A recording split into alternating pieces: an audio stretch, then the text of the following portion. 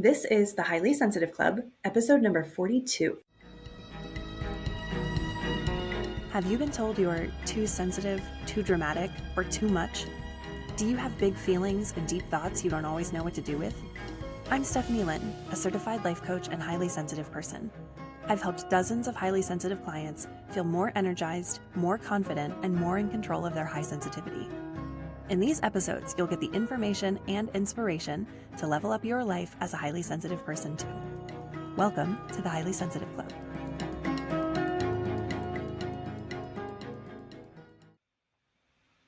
Hello, highly sensitive person, and welcome to this week's episode of the Highly Sensitive Club.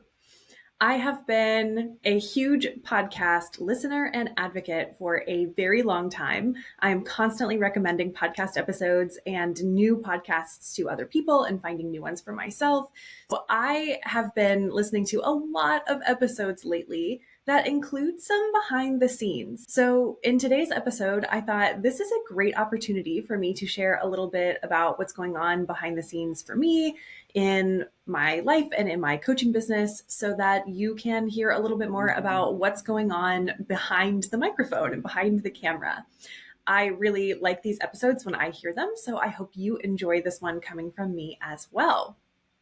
This past weekend, I celebrated my 34th birthday, and it was a blast. I went to my absolute favorite tea shop. We had high tea. It was sunny. It was in the 70s Fahrenheit, which means if you are in a country that uses Celsius, it was about 21, 22 degrees.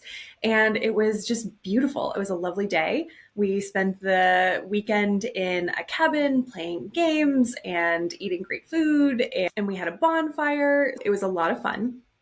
Every year around my birthday, it brings up a lot of reflective time about how the last year has gone, what I feel like the theme of my last year has been, and what I want for the year ahead. I feel like 33 for me was about allowing things to be as they are instead of how I wanted them to be or how I thought they should be. There were a lot of expectations that I let go of. And as a highly sensitive person, maybe you can relate to this too, because we love our stories. We love being immersed in these fantasy worlds, and we love seeing these epic adventures. And when we come up with goals for ourselves, a lot of times we see ourselves in that heroic role. And sometimes we use this against ourselves because it feels like I'm supposed to be there right now, especially if you identify as an impatient person. And this is an identity that I have been unraveling over the last few years and becoming a much more patient person. I feel like 33 has really been about restructuring my goals and being okay with being in the moment and allowing things to progress at the pace at which they're progressing. This sounds really obvious and probably intuitive too, but it is surprisingly hard to just let things be as they are when you are really good at seeing the bright side, looking positively. And if you're an ambitious person like I am, who has goals and dreams that I am moving towards, it just feels like, oh, they're not getting here fast enough. So I feel like 33 was a process of allowing things to be as they are and to learn to believe more in myself, in my clients, and in the process of growing my business and of becoming the person that I want to be. I want to make 34 about believing. I want to believe in my body and in my spirit and in my soul that things are possible that I have thought about intellectually, but I haven't really let sink in. The funny thing about going to the cabin and having such a wonderful weekend with lots and lots of food is that it triggered some interesting things for me. Ever since the accident, I've been leaning into convenient comfort food a lot over the last couple of months, which is kind of a normal thing. When you go through an upset, you fall back into old habits and then you get yourself back on the bandwagon and you get going. But over the weekend, I had decided that I wanted to have all of these super special sweet treats. And I totally overloaded the weekend with way too much food and way too much processed sugar. Now, I don't know about you, but my highly sensitive body and nervous system are extremely susceptible to the foods that I put in my body, like sugar and flour and dairy, for instance, which are the foods that I limit in my life because I know that they cause effects in my body that I don't want. So I decided, because it was my birthday, I was going to just go crazy and I was going to have whatever I wanted to have because it was a special occasion. And then I would go back on protocol on Monday. This really backfired because I have found over the years that processed sugar in large quantities for me triggers depression and anxiety. When I have a large amount of sugar, I end up having to wait for about 3 or 4 days for my body and my mind to reset, to get the sugar out of my system and to feel like myself again. While the sugar is still in my system, I tend to feel really unmotivated. I have a lot more doubt and anxiety and worry about the way that things are going. And for the most part, I really just would rather stay in bed and play video games or watch Netflix. If this is something that you have experienced as well, it could be related to food. Maybe there is something that triggers you as well in large quantities that triggers your highly sensitive nervous system and makes you feel a particular way too. So I bring this up because I know highly sensitive people in my life who are much more susceptible to caffeine, alcohol, and certain kinds of foods because our bodies just respond differently. What affects me might not affect you the same way, but it's something that I thought I would share with you just to see, are there certain drinks or certain foods that just don't sit quite well with you? This is something that I'm really thinking about as I'm moving into my next year. What do I want for my physical health that I can incorporate into my day-to-day life or into my weekly routines? And in addition to taking care of my physical health a little bit differently now that I'm moving into my mid-30s, I have also been getting a lot of signals from the universe to slow down and to release things. This is kind of difficult for me, I have to say, because I have been a high achiever for most of my life. I am very goal oriented and I call myself a recovering worker. If you've heard me talk about the creator, the worker, and the victim mentalities in previous episodes, this will be very familiar for you. But the short version is a worker thinks the more I do, then the more I will have, and then I can be fulfilled, satisfied, the person I want to be. And I'm becoming a creator, someone who decides who they want to be and how they want to feel first, then from that place, deciding what kind of actions to take, and then letting the results, the haves, just come naturally. I feel like this is one of those things that I will be spending a lot of time and focus and attention on in the coming year, releasing things that don't work for me and the tight hold that it's so easy to have on goals and dreams and hopes and desires. One of the things that came up recently that I was processing a lot is doubt. When I have a lot of sugar, one of the big emotions that tends to come up much more frequently is self-doubt about what I'm doing, allowing myself to slow down and take some breaks. It's that push-pull between feeling like you want to have some downtime, but then when you do take downtime, feeling guilty about it. I talked about this in a previous episode too, about letting go of the productivity trap. And I find when I have a lot of sugar, I really get back into that old habit around the productivity trap. So I have been taking it really, really easy the last couple of days, letting myself ease back into the work week, and it has felt really, really good. And then dealing with the guilt and the fear and the anxiety that I'm missing something or I'm going to disappoint someone. These are things that we as highly sensitive people are really attuned to and vigilant about. So it's something that I work on constantly, and it's something that I help my clients with as well. And I'm sure that this comes up for you when you feel like you should be doing something else, or you need to do this, or you have to do that. And maybe doubt comes up for you too. It made me think about a book that I read recently called The Courage to Be Disliked. And it's a conversation between an older philosopher and a younger philosopher. And the older philosopher comes from the Adlerian psychology school of thought. What he says in the book is that however you feel is something that you create for yourself because it gives you a benefit. Now, as a coach, I am very familiar with this concept. And as a highly sensitive person who's probably into self-development, I bet you're kind of familiar with this concept too. And so I thought, what benefit does doubt give me? If you're at all familiar with shadow work, if you've done any kind of counseling or therapy around shadow work or read about it, this is one of those questions that can trigger some curiosity for you. It turns out that I was creating doubt for myself because I was afraid of stepping outside of my comfort zone. I was afraid to take responsibility for my hopes and my dreams instead of magically thinking that maybe the universe would bring them to me. And it also allowed me to avoid feeling like I had tried something and failed at it.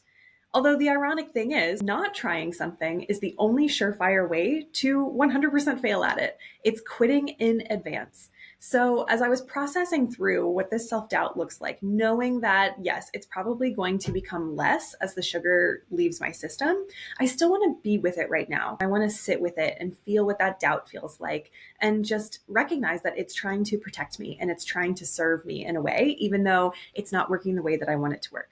So, the question that I've been asking myself this past week since my birthday is, how can I make this fun? This is really funny for me because I have been called out by many of my mentees who are practicing coaching with me, and I get coached on how to have fun because I can take things very seriously and I can be a very intense person at times. Asking myself, how can I make this fun, is a real growth edge for me because it's so easy for me to rely on willpower and on resilience and on that worker mentality that I just need to do more. That mindset really came from the idea of wanting to avoid some kind of pain. It was looking for relief from guilt. It was avoiding making someone else feel disappointed or frustrated with me. And I found that coming from that kind of energy will only get you so far. I'm really shifting my focus to, how can I make this fun? I am taking my walks out in the trees while the leaves are changing, and I'm doing my morning pages, if you're familiar with the artist's way. And I'm processing through, what does it look like to slow down? What does it look like to release things like doubt, like anxiety, like guilt? And what would it be like to have more fun and more belief over time? So these are the things that I am working on in my personal life. And I'm really excited to incorporate more fun. Some of my ideas, just to give you a little bit more behind the scenes, were to do the entire episode in an accent because I love accents. One of my cats is Scottish, so I love to do a Scottish accent. It's super fun for me. Or I could do just a proper British accent if I decided to. I thought about having a dance party beforehand, or I love to sing narrative songs. So I sang a little song before I got started about sitting down to do the podcast. Just a few of those things makes it so much more fun and enjoyable. And I love the idea of just having a conversation with you because sitting down and having a one-on-one is my absolute favorite way to communicate and to connect with other people. Looking ahead, I have some great performances that I'm really excited about. Like, there is a Labyrinth in concert performance tonight in Columbus, Ohio. I am so stoked to go see it. Labyrinth is one of my all-time favorite movies and always makes me feel better and brings up a lot of nostalgia. We have some music concerts coming up. A lot of the people in my life are not really looking for gifts anymore. They're looking for ways to connect, and they're looking for ways to build relationships and to spend time with each other doing something that feels really fulfilling and making memories. So I'm really excited to come up with more ideas for ways that I can just have some quality time, even if that means helping a loved one clean out the garage or declutter something or do an escape room in a box or take them out to lunch or have a coffee date too. I am so looking forward to these colder, more cozy months and definitely watching some Great British Baking Show. In my business, there are a few things that I have going on, including some new stuff. I figured I would just give you a little bit of a heads up on different ways that you can see what I'm up to. And if you're interested in working with me, I have lots of ways these days that we can work together. If you like what you're hearing and you like what I have going on in my journey and my client's journey and my mentorship journey, and you want to work with me too. The first one, first and foremost, is one-on-one coaching with me. I love having these conversations with people. They always include some insights. We always have really interesting conversations and aha moments, and I love seeing that transformation happen. As a highly sensitive person, you probably have a lot of areas of your life that you want to keep improving, even if they're all working really well. It could be that you want to sit down and finally write that book. It could be that you want to get more organized. It could be that you just want to have less anxiety and less fear around the future, and you want to feel more confident and you want to feel more courageous. Maybe you're working on growing your business, or you're trying a new hobby and you want some support around it because it can be very uncomfortable to do new things. And it always feels better to have someone help you see what your mind is doing and to support you and to sit with you and your emotions while you go. I also have had some great experiences with clients lately, just figuring out how to help you decide what you want. So many of us know what we don't want, but we're afraid to actually decide and go after the things that we do want because we're afraid of being disappointed if we don't have them. And yet again, as I learned from my doubt examination, not doing the thing is the only surefire way to fail. If you quit ahead of time, then you never give yourself the opportunity to actually get the thing that you want and to see if you can make it happen. So if any of these things sound like you, or even if you have other areas of your life that you want to improve, like your relationships with family members or with your loved ones, I would love to help you. If you are interested, the first step is to go to stephanielinn.com and book a consultation call. You can see the book a call button everywhere. It's completely free, just a 60-minute conversation where I can help you see very clearly what's going on in your life, help you make a plan, and then you can decide from there whether you want to work with me or not. Either way, I can guarantee you will get some insights and you will get some new ahas out of this conversation, and it's completely free. The second way that you can work with me is to join the next round of Emotional Alchemy.